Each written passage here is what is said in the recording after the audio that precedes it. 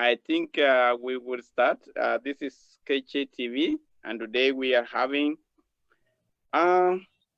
Diaspora daring Kenyans who are running for office in various districts in the state. So my name is Dr. Josh, and I want to introduce our wonderful guests. First, I want to introduce Henry Momanyi, a Kenyan American who has lived here for more than 2 decades. He's a candidate for Brooklyn Park City Council member from West District. Currently, is the early intervention navigator at GANS International. He's a community organizer specialized in outreach and communication, an avid volunteer in many community organizations, and always ready to help those who are in need. Holds a master's degree in business administration and a Bachelor of Commerce degree. Next, I want to introduce Janet Kitui, who is running for council member, the great city of Edina. And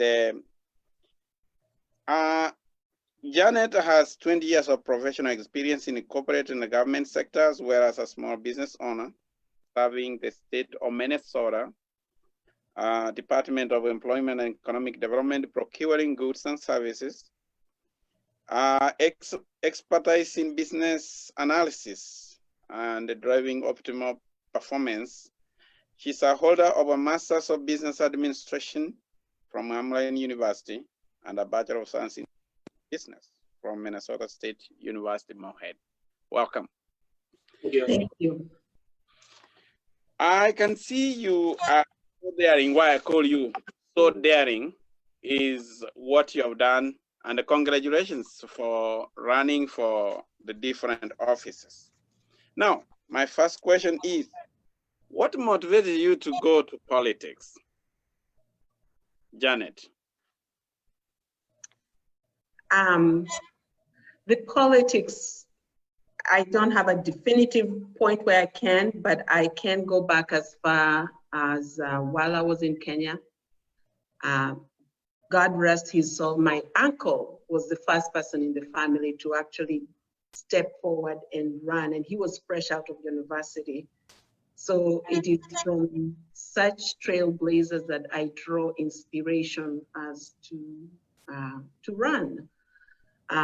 Why do I pick to run at this time? I truly believe the moment is now for us as a community to have full representation to step forward and run.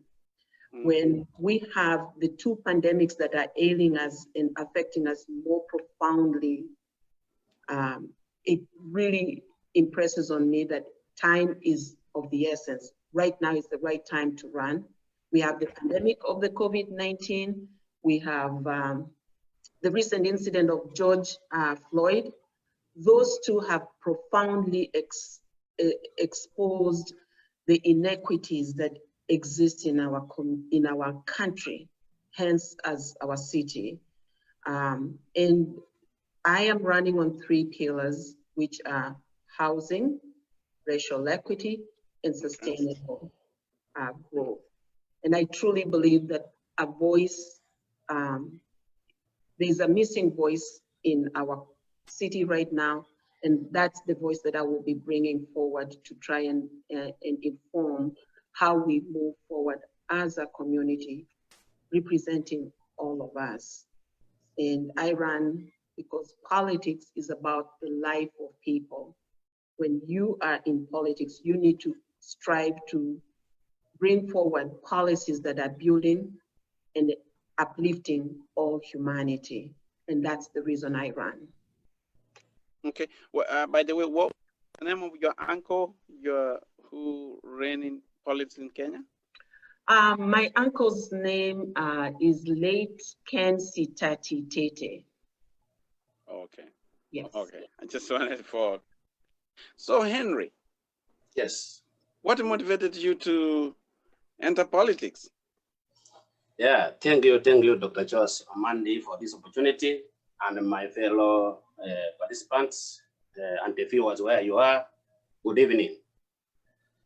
The reason why I was motivated to join politics is one, my background is in business management and leadership. But when you see my biography there, you can see that most of my work is concentrated in the community.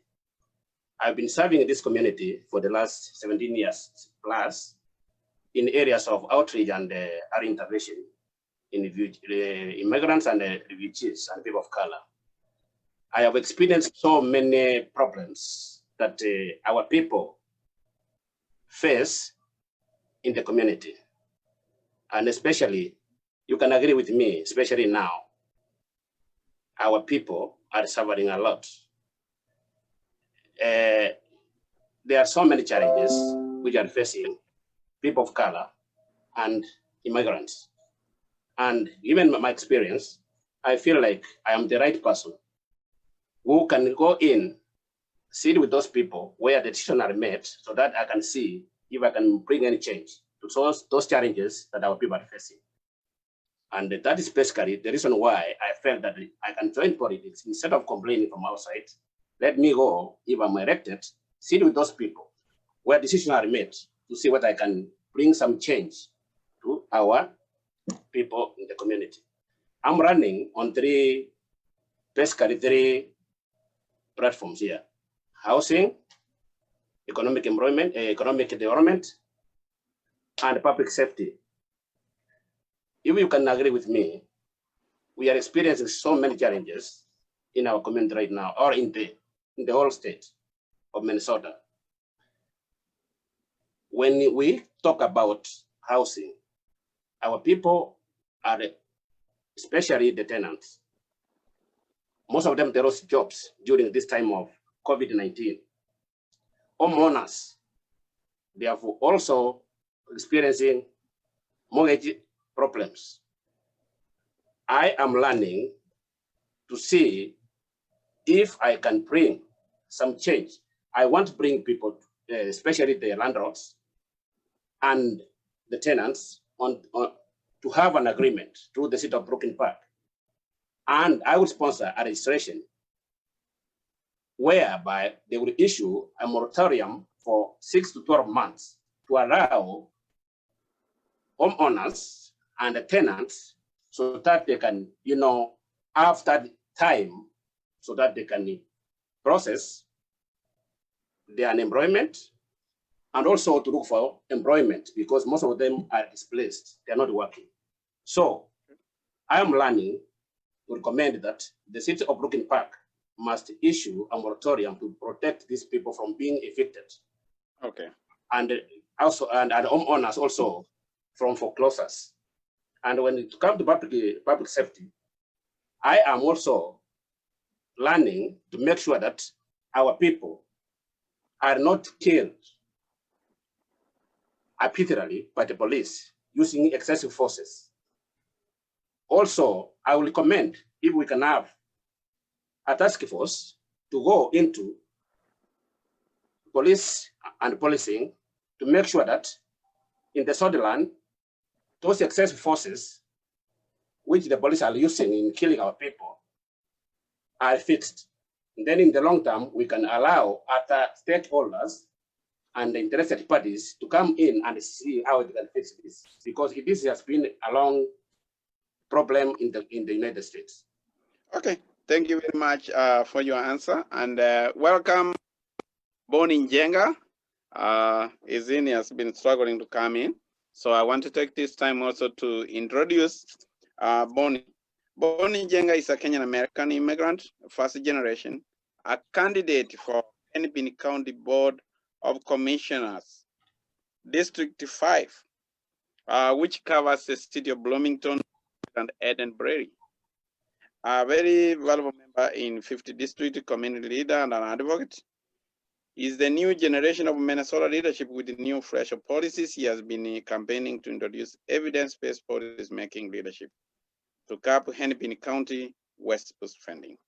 So is a father of 3 two adults and or daughters, two adults and a junior at Edina High School. No, that's not me. Did I introduce you?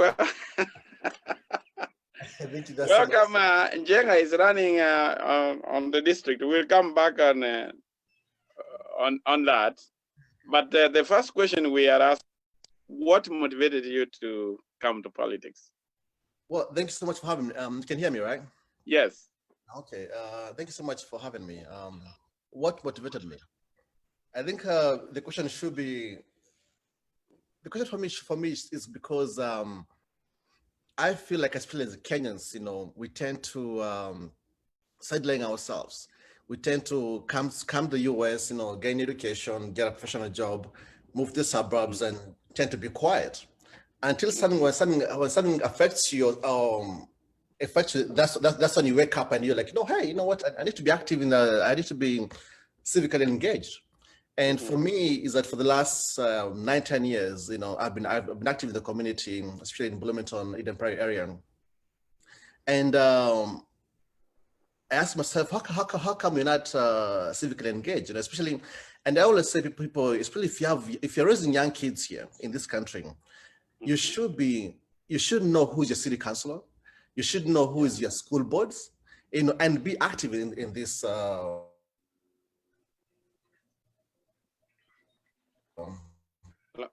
It's having an internet problem. We can't hear. And we lost you, I think. Hello? Oh, I think we'll come back. Bonnie, is something your internet? I think he has a issue with the internet. So we'll come back to him. It says. Hello. Yeah, I think he's struggling with the internet. Bonnie, you can hear us? Okay. Now, what do you intend to accomplish once? Yeah. Can you hear me? Hello? Yes, I can hear you. Yeah, we lost you. You know what you said we didn't hear. The issue with your internet or what? You know, this is new technology, we understand. Right. Yeah, yeah.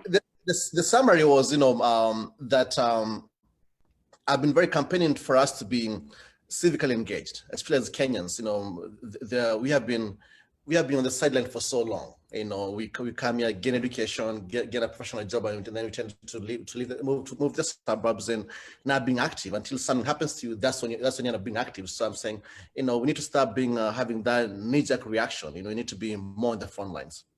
Okay.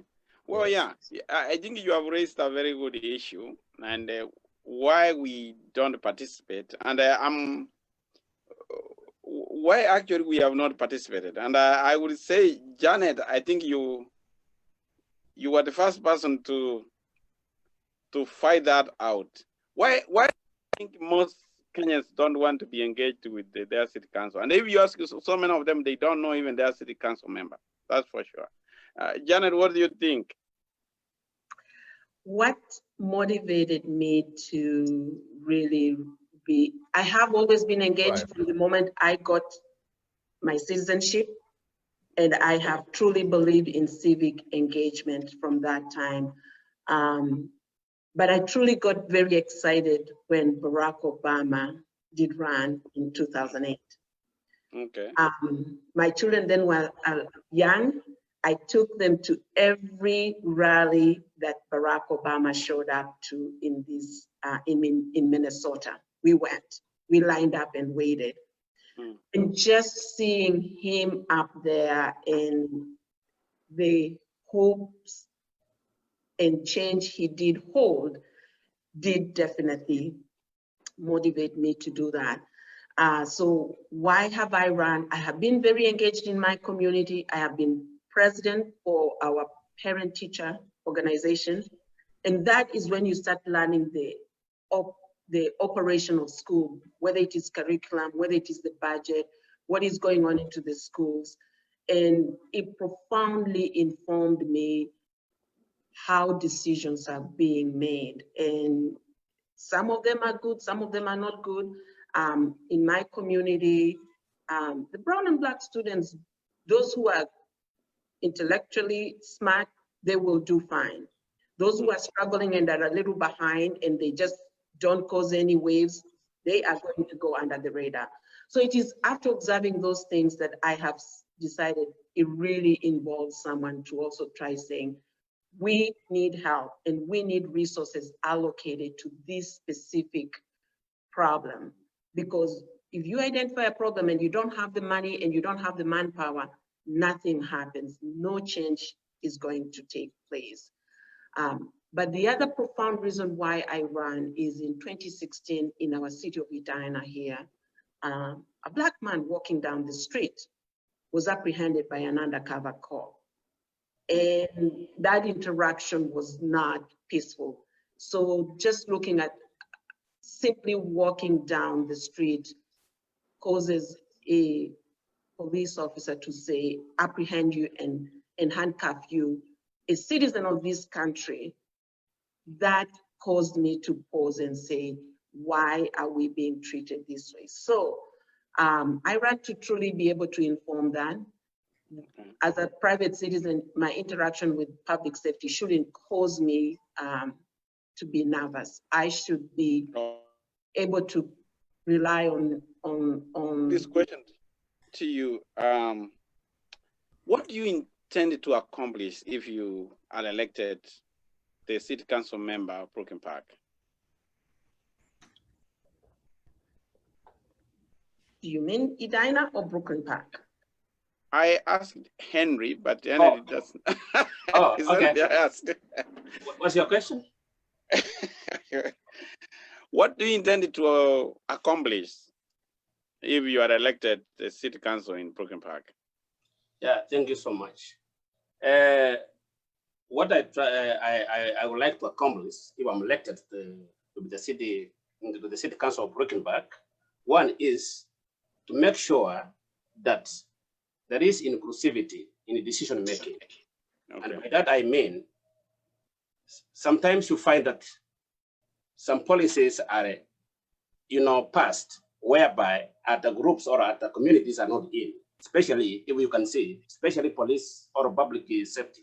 You find that most of the people who are there, when they pass those policies, other communities are not represented. And hence, when they are doing their cleansing outside here, you find that there is a big challenges. They don't, it brings a big problem. There's no understanding between the citizens and residents of Brooklyn Park. So the first thing I will do is to make sure that there is inclusivity in every level in the city of Brooklyn Park. Number two, the problem housing. I will make sure that there is all the homeowners and the tenants are protected from those people who are, making decisions. For example, rent increment. You find that most of the landlords, they increase rent arbitrarily without, imagining how these people are going to afford it. That one I will put it to an end. Homeowners, they should also be protected from foreclosures, because when times like this now, everybody's facing these challenges, we want our people also to, to be safe. Yeah, but I want a question there, Henry. Yeah. The city doesn't control the mortgages. Yeah. It's controlled by banks. How are you going to do that? Yeah, thank you. That's a good question. What I will do as a reader, I will make sure that through the city of Brooklyn Park and those investors who come there, you see, we must have an agreement, because we are the people who legislate. The city councilors members are the people who legislate. So before these investors come in or house developers come in, we must make sure that we have an agreement on how we are going to protect the homeowners and the tenants when it comes to land. Okay, we will stop from there, and then because of time. Bonnie, you are running as a commissioner in Hennepin County. And, people, they should know that Hennepin County is a very big county. The for Hennepin County is $2.4 billion. And you know, the Kenyan budget, the national Kenyan budget was 27 billion US dollars. So you can imagine. So let us not look at a county. This is a very big county. Right. It's more, that is a budget maybe for 3 counties in Kenya. Right. How do you intend to, what do you intend to accomplish as a commission? Before I answer that question, I want to go back to what Manu was saying earlier. You know, yesterday I was in Brooklyn Park and I found out that they passed a city ordinance, I believe 2-3 years ago, whereby right now Kenyans cannot, even not even Kenyans, only Africans themselves cannot have what's it called, like a barbecue with music in city of Brooklyn parks, and that shows you how important it is for us to be on the table, to represent our own interests. You know, imagine most Africans live in these 2 cities, you know, and now most Kenyans tend to go to Golden Valley and all the surrounding cities, you know, and you're like, how did such an ordinance pass when you have a majority of people who live there, the Africans, you know? This is that's running. Very important. But going back to my question, yes, the Hennepin County is one of the largest counties in the state of Minnesota. With actually last year they had a budget of 2.5 billion. What do I plan doing? One that I want to do, a couple of things that I'm running on is Hennepin County was sued. Was sued these last couple of years ago, and the judgment came out this year of them having an erratic child protective services. And Hennepin County will spend over $200 million for the next couple of years trying to something that could have fixed years ago. So that's one issue. Second issue is I'm running on creating community wealth. For example, we have so many immigrants who come to this country, and let's say they had some sort of professional back home. You have so many people who come with the professional, let's say like mechanics, and they come here and then they tend to go back to, they tend to work in group homes and so forth, you know, and we need to have a way around that, whereby can we offer them grants? And the county does that.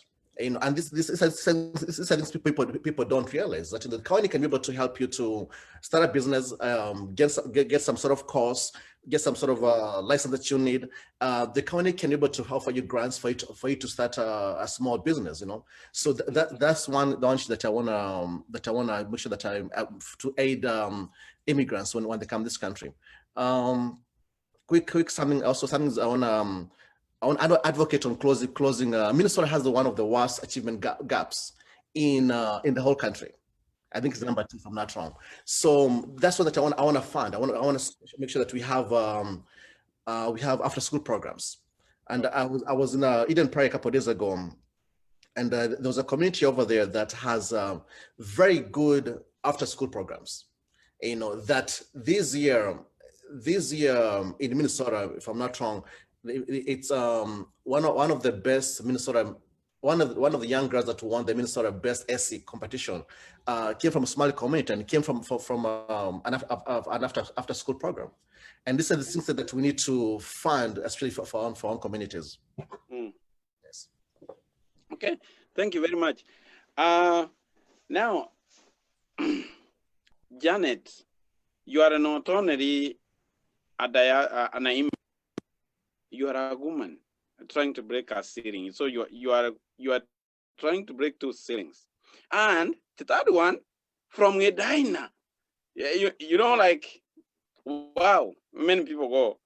So because of all of that, I know last time you ran a very good race and you were almost winning.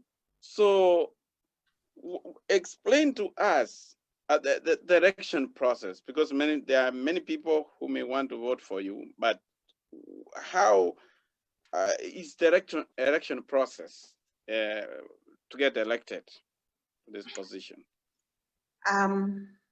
So I'm going to want to separate the two. Is it election for me running as a candidate, or election as you casting your vote?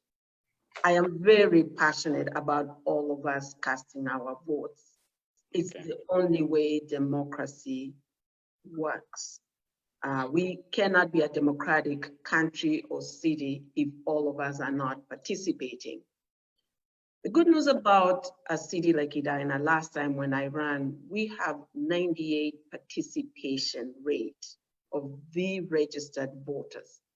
That is a very high turnout. Yeah. That means they are paying close attention to who they are electing. So it is very important when you go to cast your vote, you need to do your research on the candidate.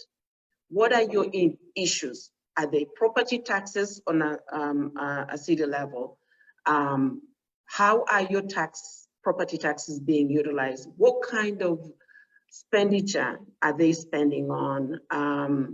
And it runs anywhere from city services, that would be your water, snow removal, the parks. The money that you pay in is involved. The tax property is split between the city, the county, and the state. And it's from the taxes too that we finance, the property taxes, that we finance schools. When it comes to, okay, I have to be careful to separate. We have federal funding and we have state funding, and then property taxes or referendums to fund your local school. So when we have best performing schools, it's because the citizens of that city have decided to pass referendums to finance, whether it is capital improvement or technology. So when children are doing well in school, it's a direct result of those taxes and how they are being levied on the community.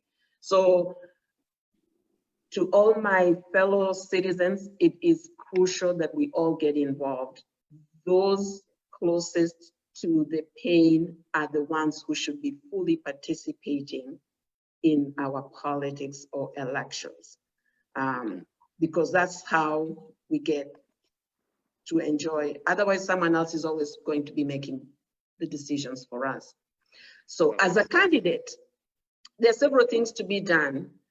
I had forged very close relationship with City Council, and they know me on a first name basis. So being involved and showing up and paying attention to what decisions they're making when a developer comes to them and asks for a waiver for the zoning or a variance. There is some reason they're asking for a variance. So paying attention to that is very important. And I understand why some people are not being paying attention to that, because we don't have representation. No one looks like you on the council, so why are you going to show up? But precisely because of that, that's why we need to show up, so we can have our agenda advanced, whether it is from property taxes, what amenities we have in our community, the roads, what business comes to locate here so I can have employment close to where I live. All those things are impacted by local politics. So okay, we can talk forever on that. Yeah, thank you very much. Now I'm coming to Henry. Yes. Many people are asking, Henry, what is West District? Can you briefly explain? You are in Brooklyn Park. Residents of Brooklyn Park who may want to be your supporters, one of them asked me, what do you mean? Which is the boundary? Where do I belong? They don't even know. So can you explain where is West District? Yeah, thank you, Mr. Dr. Mandy. Number one, I can tell you, I can start with why do you want, what do I want people to support me in my elections? Elections matter. Elections matter. If you have any problem, your decisions are made by casting that vote. Everybody must vote. If you are eligible to vote, please make sure that you vote August 11 for primaries and November 3 for the general elections. Now, my constituency runs from 63rd and the Sen all the way to 85th. And then you make a left, come to West Broadway, you make a right, all the way to 109, you make a left, 169, then another left, then up to 160, and up to 63rd. All that area, that is my West District. So if you live in those, you know, in that area, you are my yeah, actually, Henry, I was just serving you. Also, the people will. I just Yeah. put a map, so Yes, you can. that is Zen and 63rd, all the way to 85th. The one which is in purple, right? Yes. This area. Yeah. So from down there, is that 85th? Yeah, and then you make a left to West Broadway. Okay, you go all the way to 109. 109. Then you make a left. Okay. 169. All the way back to south to what 263rd, and then you make another left. That is my area. That's West District. Okay. And one of the actually is the epicenter of Brooklyn Center, or Brooklyn Park, when it comes to businesses. Most of the businesses are located in Brooklyn Park, West District. So you can imagine all our people who live in that area. You need to elect me if you want your voices. Okay. Okay. Thank you very much. Now, Bonnie, tell us about your district. Where does your district 5? People don't know to vote for you. Yes, thank you so much. Well, so Minnesota has 87 counties. You know, Dakota, Hennepin, Washington, Ramsey, and so forth. So Hennepin County, which I'm running, has 7 districts, and I'm running District 5. District 5 covers Eden Prairie, Bloomington, and Richfield. Okay, just go on. I'm okay. Yeah, I was trying to. Yeah, maybe that's your Hennepin County and the district. Correct. So you see, it has 7 counties, and so I'm running on District 5, which is Eden Prairie, Bloomington, and Richfield. And I believe this year 4 seats are open. That's District 5, 6, 7, and 1. So actually, same seat that actually even where Janet is, the seat is open on the commissioner seat, and also Brooklyn Park. Yeah. Okay. Yes. So on my district, District 5, I guess I've been fortunate enough that we do not have a primary, because the Minnesota law states that if 2 candidates are running, there's no need of primary. So I'm going to go directly to the November, to the general election. That general election, yeah. Okay. So that's what I'm focusing on right now. Well, now people at least they know where you are. Janet, is it Edina? You don't have districts. You run the Oro Edina City, right? It is an at-large race. We do not have wards as such. It's a yeah. Is you, and then they take number 1 and 2, or what they do? Yep, the top 2 vote getters will be seated. We do have 2 seats. Okay. So, and yeah, there are 2 seats, but the council is constituted of 5.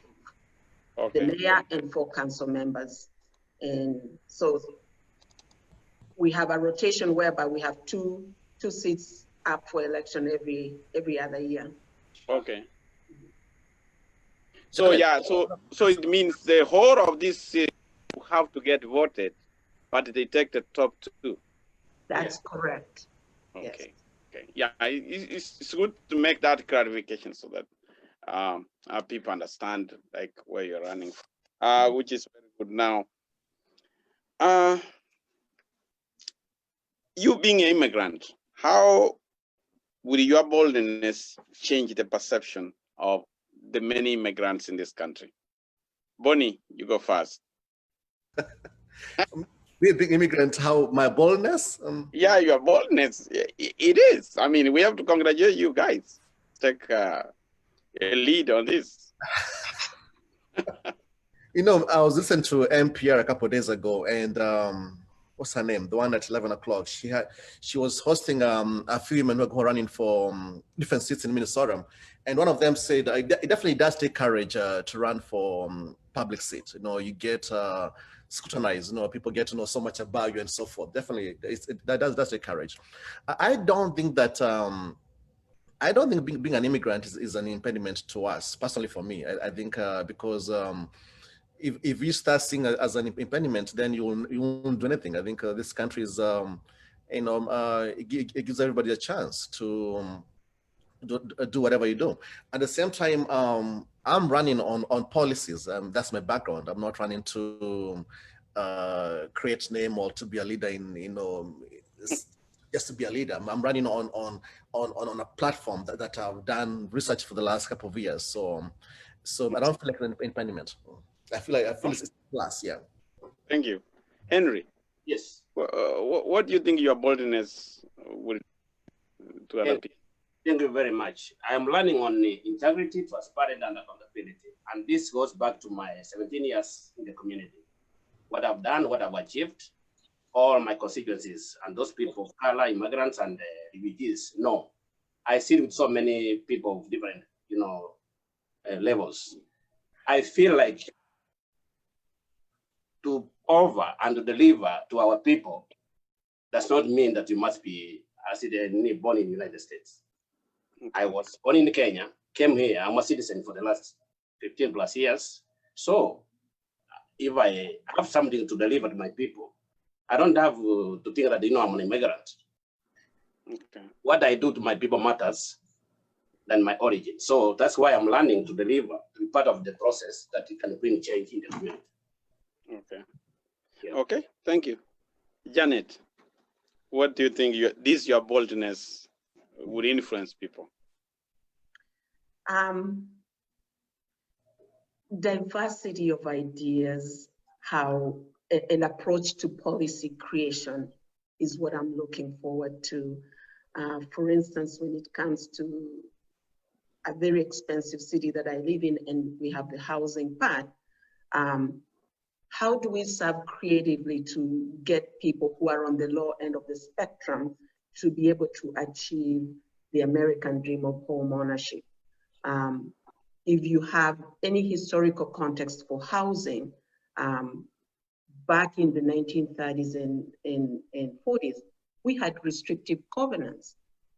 And those restrictive covenants have had profound impact on us as immigrants, any brown and black people, in terms of access and home ownership.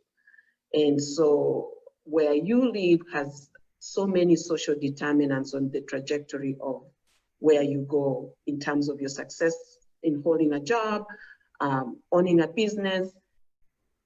The zip code you live in has an impact. And this is all rooted in the housing policies that were created way back in the 30s. We may never realize how powerful that is, but it is now us having noticed that coming to the table and saying, how do we dismantle the very strong foundation on which home ownership or even rental has been built, which has resulted into racial segregation.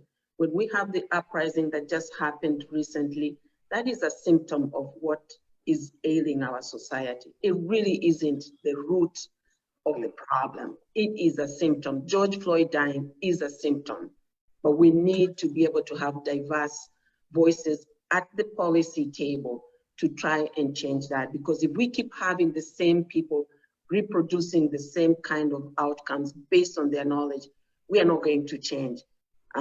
So I run to be able to bring a diverse ideas on what the problems are, how I see it from my viewpoint, and therefore bring about a different strategy to change the outcomes of the policies that are being thought or being put in place.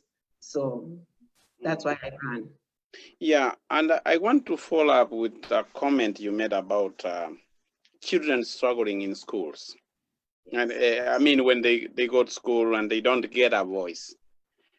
And I had an example when my daughter came from Kenya, and she was in school district, so that they had to give you some assignment, and then they told my daughter that you have to go to class, at least you have to go for English as a second language. Then I was saying, no, why? So they insisted that he has to go for that class. So she went to the class. She went 1 week. Then the teacher called her and said, what are you doing in this class? You don't belong here. Then he recommended to go to the class because she wasn't. And following that, your question, what would you advise people like they need to follow up, like an election like school board? School board is one of those local politics that is so profoundly powerful. The school board hires the school superintendent. The school superintendent is the administrator of the many buildings that are in your school district. They hire the principals of those school districts. The principals do administer the policies that are created by the school board. So the curriculum is set at the school board, or they create it in conjunction with the superintendent, and the superintendent is in charge of implementing it. So it is so important for us to understand it's a volunteer position, but it has such a powerful impact on the education our children receive as students. For instance, here in Edina, all of us, I believe we've read the book, Things Fall Apart, Chinua Achebe. 10th grade reading in literature. It's a literature book for 10th grade. It created such controversy during school board meetings a few years ago. Unfortunately, I can't say whether it was eliminated or not, but it is such material that opens up all the students, both Caucasian and brown and Black students, that they can have a diverse perspective, that other people are actually authors and learn things about different parts of the world. But if we only allow certain school board members, they only advance certain books and others are left out. But Chinua Achebe, as you and I know, was a prolific and respected author of African heritage. So being involved in politics, city council, school board, personally, it is very dear and close to my heart.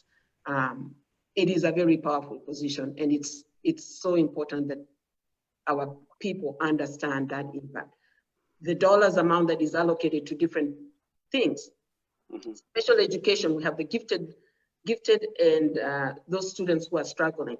They do have a budget that is allocated to them, but sometimes the gifted and talented students get the more funding, and the other students who are also special ed, who are struggling, are not funded equally. That's where they start being left behind. And yeah. Thank you very much. Henry, do you have a comment on that? Yeah, thank you so much. I want to comment on that. And like Janet has said, all of us as parents, we really need to be part of that. We need to be going for, frontier. That's frontier basis here, but it makes a change. It brings a difference. I am in advisory board with African Immigrant Services, and 2 years ago, in Oseo district, we changed the policy on lunch because the lunch which was being served to our pupils, our students there, was based on the white students. But now our students from the African, diverse, they were not getting the food or the lunch that they are used to it. Wanted. Okay. So when we went there, we changed that policy. And right now we have an African caterer who serves African food in the Oseo district. Oh, good. Or in all levels, let us try to be, in those spots. It makes a difference. It is very important because it is not a paid job, yes. Even the one that we are now contesting for, even the council member is not paid for per se, but it's because you want to bring change in the community. Thank you very much. Thank you. Bonnie, you have something to say on that? Yes. We know there's a study that was done by NPR a couple of years ago, and it showed that I think it was Kennedy High School or Jefferson, one of them. it showed that immigrant kids, Africans to Asian kids, Native Americans, when they're studying grade 1, they're very happy to learn and just to be in school, grade 1, grade 2, grade 2, and grade 3. And then once when they go to grade 4, they tend to wanakufa moyo, yani, I don't know, you know. Okay. So, and the study, and I wish I can find the study. They're trying to figure out what happens, and they find out that is a teacher that has some sort of biasness, and they don't give that kids who are different from what they know. They don't give them that one-on-one attention, or trying to just to them to learn. And so definitely, as Jenna said, it's very important for us to definitely have diverse teachers, and definitely as a county commissioner is to fund for us to have biased classes and see how we can improve for them to understand our community. At the same time is us as immigrants, we need to learn how to balance our lives, because we tend to, for you and me grew up in Kenya, and grew up in Kenya, our teachers, our parents, our teachers, our disciplinaries and everything, but in the US is that that's not the teacher's responsibility. So as parents, we need to be able to how can you also get involved in PTAs and so forth. You need to know what courses your kids is being taught. Otherwise, if you leave all responsibility to your teacher, the teacher won't give your kid what what he or she needs. So it's a balance also on both sides. Okay. Now, as you us on this community, and so you represent us, you represent our views, and this is a very busy time for you that you are doing campaign. Now, I want to give each one of you to give a personal appeal. What will you want your community to help you during this campaign period? So start with Henry.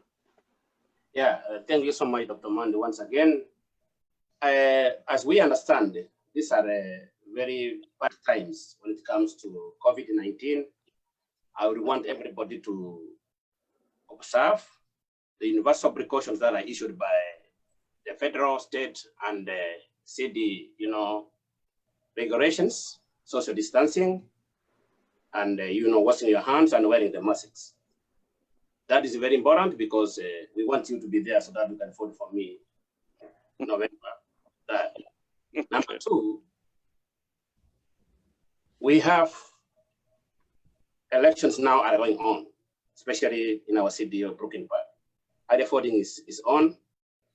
We want everybody who is eligible to start voting, and it is August 11. That is the area primaries. So please participate. Your participation is very important.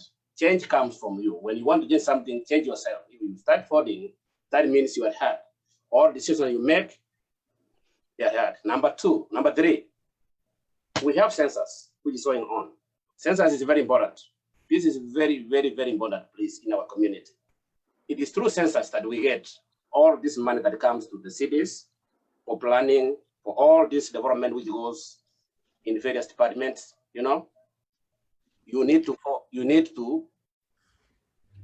be part of that census. Fill that form, is only 10 minutes, and then you are good to go. And more importantly, please remember, if you want somebody that who can represent you in your challenges that you are going through right now, I am the person. I have experience in the community cleansing. I've been there for 17 years in various levels as an outreach specialist, and I had intervention navigator. You can trust in me on all those challenges that you are facing, so that we can bring this sanity in our community. Thank you very much. Thank you. Janet. Yes. My request to all my fellow citizens is please show up and vote. And in Minnesota, we do very well voting, even statewide. We have mail-in ballots going on, and if you request your ballot for mail-in, you'll be doing it both for the primaries and November 3rd. And they've made it so simple. You don't have to have an excuse to vote early, and it's going on right now. So please get out and vote. As far as the personal support I could request, visit www.janetforedina.com, learn more about why I run, and on it there is a form to complete, volunteer for my campaign. COVID-19 has really altered my campaign strategy. The door knocking is really minimized, but we still have a lot to do. We can phone bank, we can text. I do need donations to my campaign so I can be able to mail literature to those who I cannot reach out via social media and otherwise. So that's the way, the various ways you can support my campaign. But more importantly, all of us need to be involved and vote. Vote today, vote often, vote on November 3rd. So thank you. Thank you very much. Bonnie. Yes. Are these closing remarks? Yes. Well, I've been saying lately is that to everyone that whenever you stay at home, someone is making a decision for you that affects you every day. And it's very important to have somebody that understands you and that can make a decision for you. And I want to say that most of us, when we tend to run, most of us, most campaigns in the US especially, they are run on donations. And our community is not, either they're not aware of that or probably they're not aware of that. And so people tend to give you all the congratulations, you're brave, you're courageous, and so forth. But what's most needed is donations, as Janet said. And I want to say this, my fellow Somalis have fundraised for me twice the last couple of months. This month, the Nigerians that I don't even know them, they're going to be fundraising for me. But when it comes to our own communities, it seems like, even somebody told me that I need to make an appointment with them. And when you talk about this, because it's very interesting, you need to invest. You need to invest on your people and the people running. Yes, it's good to tell them, or give them all the good sentiments, but at the same time, donate. That $5 is going to send literature. That $5 will buy a stamp. That $5 is going to do Facebook ads. And for somebody like me who's running in 3 cities, 60% of the campaign funds goes to staff. And I don't even manage the money. It has a committee that does that. So the money does not go to the candidate. So I want to make clear that. So to my community, because this is a community platform, is that please invest on your candidates. If Kenyan is opening a shop, do buy in their shop. If a fellow Kenyan is running for, or any African running for a seat, please fundraise for them, please. Yeah. Okay, thank you very much. Bonnie, we were from our country, politicians give, so tunataka utupatie chai kitu kidogo. It's a good narrative. I think we will need to meet with some other community leaders to see you guys how we can be able to help you. It has to start somewhere. So be patient with us. It's a new thing. So, but I want to say congratulations, and I want to wish you the best of luck in your endeavor. We will support you where we can. Don't feel ashamed to come to us. We are going to support you and our community. Thank you for watching KHTV. For us to continue bringing you these inspiring stories, kindly can you subscribe to our channel, KHTV Dr. Umani Show. Click subscribe and we will continue to bring. Thank you very much for subscribing to our channel.